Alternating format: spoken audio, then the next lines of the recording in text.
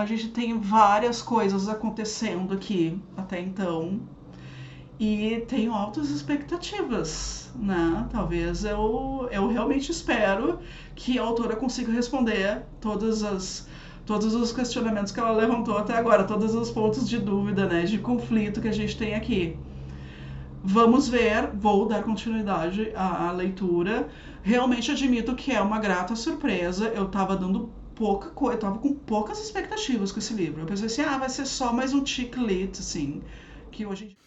Então tá, vamos para segundo vídeo sobre a leitura de O Fim de Semana 5 Estrelas de Ellie Hildebrandt. Como vocês viram ou não viram, se não viram ainda, vejam o vídeo anterior sobre a primeira parte, do começo até a metade do livro. Fiz alguns questionamentos ali, mas primeiramente, quem ainda não sabe sobre o que é esse canal, eu sou Cris, sou tradutora de livros e leitora de tudo que é livro por aí. E eu peguei esse livro aqui numa ida a uma livraria. Tem aí um vídeo falando sobre a minha ida à livraria, que geralmente eu não compro meus livros físicos, eu compro eles todos geralmente na Amazon e muitos e-books. Mas, enfim, foi uma ida à livraria bem produtiva. E entre os livros que eu comprei foi este aqui, e eu fiz a leitura dele na primeira metade, fiz um vídeo falando sobre as minhas expectativas, sobre o que eu estava pensando até então.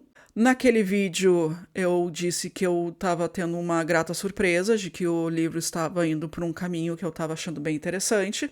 E agora eu vou falar sobre a conclusão dessa leitura. Vamos ver o que aconteceu então com Hollis e as suas amigas. De cara, assim, eu vou dizer que as minhas expectativas foram parcialmente satisfeitas. Houve, sim, uma revelação bombástica da amante do Matthew, marido de Hollis, que faleceu no começo. E eu achei interessante também que a autora botou várias nuances de como o Matthew estava já se encaminhando por deixar de ter aquele, assim, pintar ele como um bom marido, né? Afinal de contas, ele tinha uma amante, talvez ele não seja tão bom marido assim, né?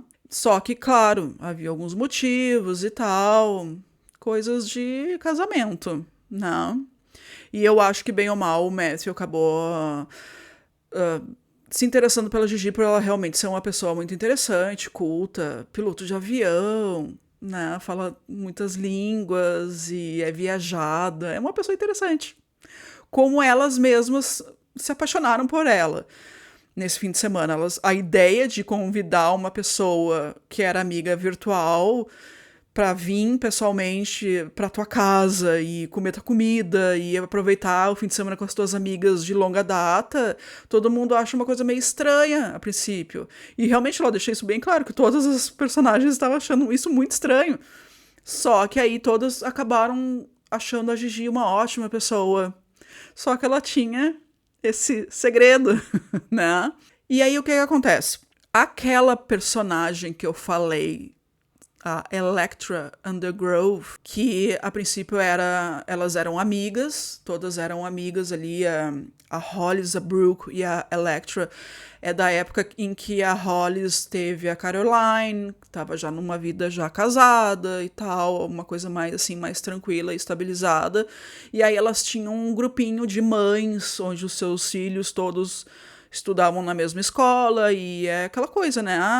Encontros na casa da Electra para assistir futebol no domingo, futebol americano com festinha e essas coisas todas, comidinhas, bebidinhas e tal. Só que aí o que aconteceu? O grupo ele era um grupo bem fechado, bem exclusivo, super popular. E a Electra você lembra que tinha uma briga entre a Hollis e a Electra, que eu ainda não sabia, até então a gente não sabe até a metade do livro o que tinha realmente acontecido, mas tinha Brooke no meio, e aí se descobre que a Electra tinha simplesmente excluído a Brooke, sem mais nem menos, por mensagem, dizendo que ela não estava mais convidada aí aos futebol rock and roll da Electra nos domingos. E isso causa uma certa estranheza, né? por parte da Hollis. A Hollis é uma amiga que é daquelas que realmente abraça, assim. Então, o que acontece? Só que aí a gente começa a perceber que certos dramas pessoais, eles vão se interligando, né? A Brooke, que eu falei que era uma personagem que realmente dava pra sentir pela leitura que ela era uma pessoa super insegura. Então, ela tem o seu momento catártico. Todas elas têm, até certa medida, um momento catártico com si mesma. E ela se revela gay. Ela é gay.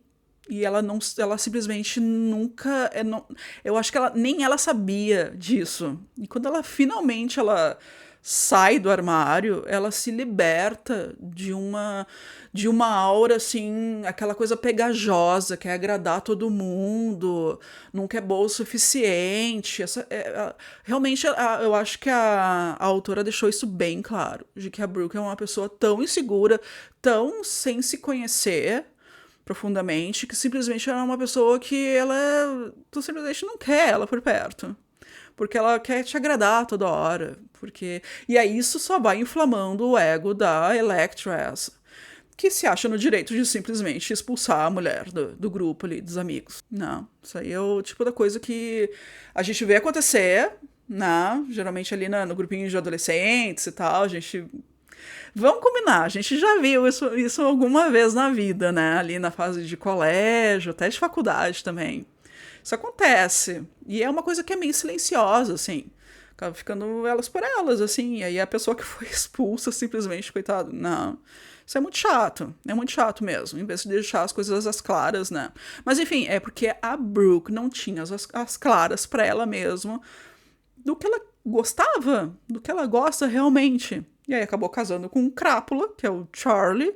Ele vai lá, tenta meio que arruinar o fim de semana delas, que é ridículo, e realmente tu pega um asco do personagem, assim, e sua autora, parabéns, né? Eu realmente odiei aquele personagem. Então, é essa coisa, assim, e foi essa a rusga entre a Hollis e a Electra, então elas não se falam. Até então, no momento presente do livro, elas não se falam direito, só fica aquela coisa assim, tipo, tá, oi, né? Tipo, sai daqui agora, né?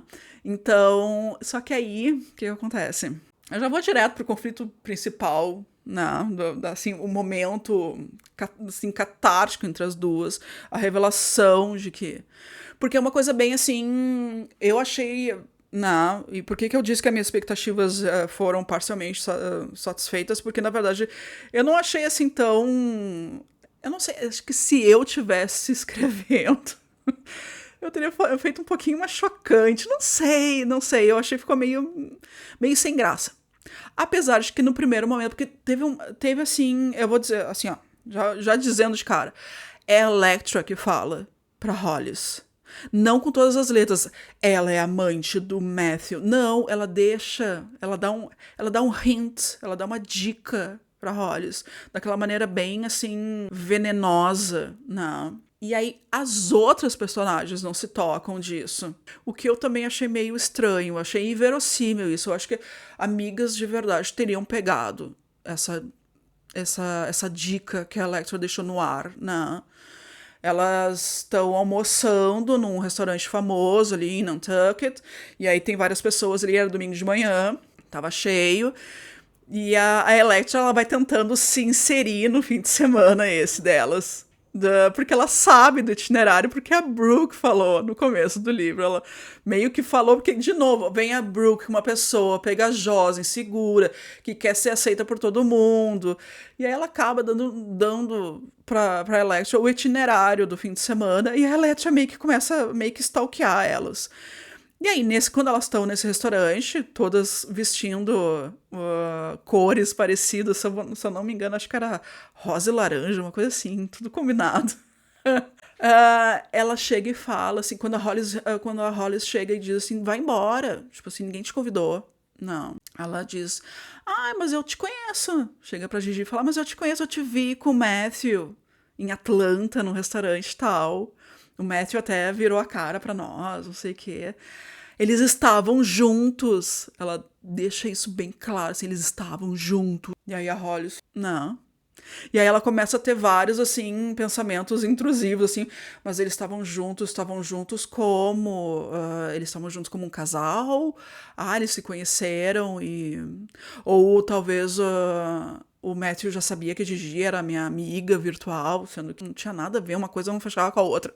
E aí elas têm uma conversa final que eu também achei, assim, muito condescendente, assim, muito, feel good. Não. Mas enfim, não. Isso sou eu. Cada um reagiria dessa maneira, né? E aí as outras personagens, elas realmente também vão tendo os seus momentos de revelação.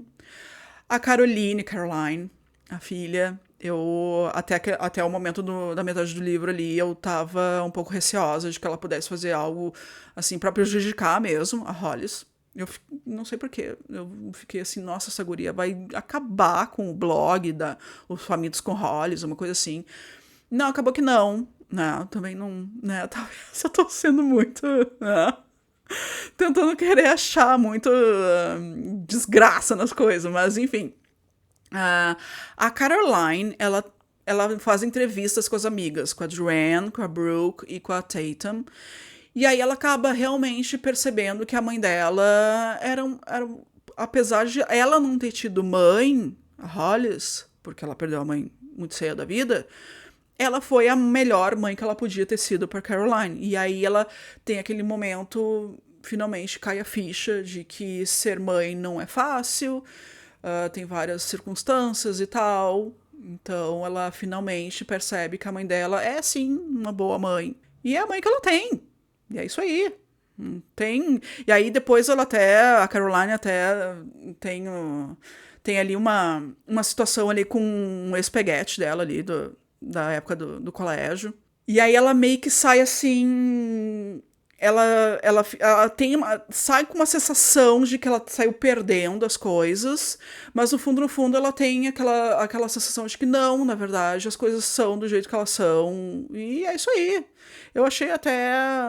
Eu acho que. Assim, eu vejo a Caroline como uma pessoa, uma jovem adulta que.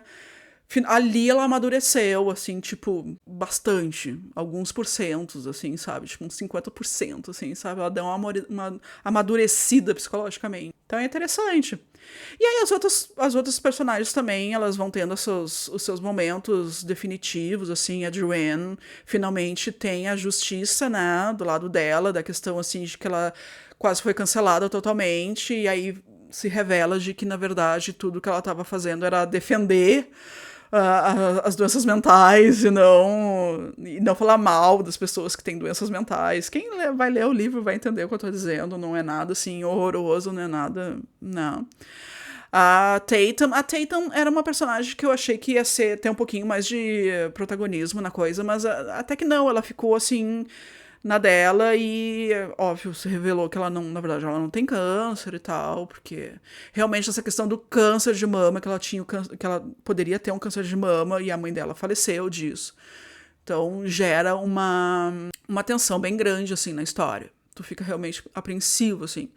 E dá pra ver que ela é uma amiga, eu acho que é a melhor amiga da Hollis, é a Tatum. Apesar de que outras também têm a sua importância, né? De cada fase dela, da vida dela. No fundo, assim, ó, o que eu vou dizer? Esse livro, eu tive a impressão, quando eu terminei de ler, eu tive a impressão que parecia que eu li um roteiro de seriado Netflix. E aí eu dei uma pesquisada e... para surpresa de 0 pessoas, sim, esse livro vai ser adaptado para um seriado, mas não da Netflix, de um outro serviço de streaming nos Estados Unidos, que agora era Peacock, uma coisa assim, que eu acho que é da NBC, é um canal americano. A princípio vai ter aquela atriz, a Jennifer Gardner, parece, pra ser a Hollis. Engraçado. Eu imaginaria qualquer outra atriz, menos ela. Talvez eu ainda tenha essa atriz como sendo a Electra do Demolidor. Faz muito tempo isso. Né? Isso é uma referência cultural agora, pop. E aí também, óbvio, outra surpresa minha que eu também não sabia é que a Ellen Hildebrand, ela já teve um livro dela adaptado pra Netflix, que eu vi o seriado, que é aquele The Perfect Couple. E eu não li o livro, até não sei se eu vou ler, sinceramente, porque eu vi o seriado, eu gostei até certo ponto. É a mesma sensação do livro, esse aqui. Tu gosta, mas tem coisas assim que, né, talvez não seja assim tão bom, mas enfim, é um seriado interessante, tem a Nicole Kidman e tal. E é também, de novo, ambientado em Nantucket, mesma ambientação. Pessoas ricas, comida boa e tal, festa. Acho que no seriado esse do Perfect Couple tem um casamento de um dos filhos. Então, e aí acontece um assassinato. Enfim, não vou dar isso, não vou falar do seriado agora. Não é sobre isso que eu estou falando. Mas enfim, esse livro aqui, tá? Esse livro aqui, ele foi... Eu acho que ele foi bem traduzido, tá? Falando, assim, da questão, assim, mais de escrita, tá? Ele foi bem traduzido, eu acho que foi um desafio pro tradutor. Ou da tradutora, eu não vi. Não olho muito pra nomes, né? As profissões invisíveis, né? O tradutor é um deles, bem invisível. Eu acho que a tradução teve um certo desafio da questão dos nomes das coisas, nomes de marcas. Eu tive que pesquisar, mas assim, ó, não é que eu não tive que pesquisar. Eu pesquisei porque eu gosto de pesquisar, isso faz parte do trabalho do tradutor, pesquisar sobre nomes de marcas e coisas e tal. Por exemplo, tem o carro Phantom, esse que ele é muito caro. Eu tive que pesquisar porque ela ficou descrevendo o carro esse, e é um dos carros mais caros que tem, parece. Ele parece 6 milhões de reais, uma coisa assim aqui no Brasil. Eu achei assim, não. Então é para realmente delimitar, né, o nicho ali dos personagens, né. E aí algumas coisas, algumas referências dos anos 90 e 80 eu peguei, né. Porque esse livro, ele foi escrito para mulheres acima de 40 anos. Isso é óbvio. Óbvio, não impede de uma pessoa mais jovem ler, não, claro que não. Mas eu acho que uma pessoa de mais de 40 anos, que nem eu, pega algumas referências de cara, assim, bem interessante, assim. Uma outra coisa de formatação ali, que teve alguma outra discrepância, mas nada demais, coisas que, né, passam, né, da revisão, mas nada horroroso, né. Mas é que assim, ó, esse livro, essa história toda, acho que o estilo de escrita da Ellen, ela faz histórias de que essas histórias elas podem ser encaradas assim com uma certa superficialidade, tá? Tu pode ler esse livro sem ter pretensão alguma. Tu lê num fim de semana, num feriadão aí prolongado, vai se divertir, vai ter alguns gatilhos emocionais e tal, principalmente se tu faz parte do público-alvo dela, mas também dá assim, material para ter um pouquinho mais de profundidade, assim, de análise psicológica, um pouquinho mais, com mais substância, tá? Eu acho que essa questão toda das amizades das mulheres, né? E essa coisa de excluir alguém, de alguém não saber exatamente o que é da vida, a Brooke, né? Então, eu acho que isso faz parte, isso são partes bem verossímeis, assim, da vida, que alguém com um pouquinho mais de experiência vai se reconhecer ali. Gostei da leitura, eu acho que foi bem interessante, eu acho que não é assim uma leitura assim, maravilhosa, mas ao mesmo tempo não foi tempo perdido. Gostei de ter feito assim uma análise um pouquinho mais profunda das personagens, do que aconteceu, da história mesmo. E vamos ver, né, se vai sair o seriado. Se sair o seriado, se vier aqui pro Brasil, vou dar uma chance, vou ver, né? E é isso aí. Eu acho que no Scooby eu dei 3.5 estrelas. De novo, recomendo para quem gosta de uma leitura um pouquinho mais superficial, mas também se quer tirar um pouquinho mais de, né, um suquinho, assim, tirar um pouquinho mais de algumas reflexões, eu acho que vale a pena tentar, né? Não sei também se eu vou dar outra chance para Ellen Hildebrand. Talvez eu leia algum livro dela que foi publicado pela Arqueira. Eu vi que o Perfect Couple, o Casal Perfeito, foi publicado pela Arqueira. Vamos ver se vai ter alguma diferença de publicação, né, entre editoras, assim. Porque essa aqui é da Alta Books. Alta Novos. Alta Books. Ok? Então tá, gente. A gente se vê aí nas próximas leituras. Deixa aí a opinião de vocês, se vocês curtiram ou não a leitura, se é que vocês leram, se estão a fim de ler ou não. E vamos conversando. Até o próximo vídeo.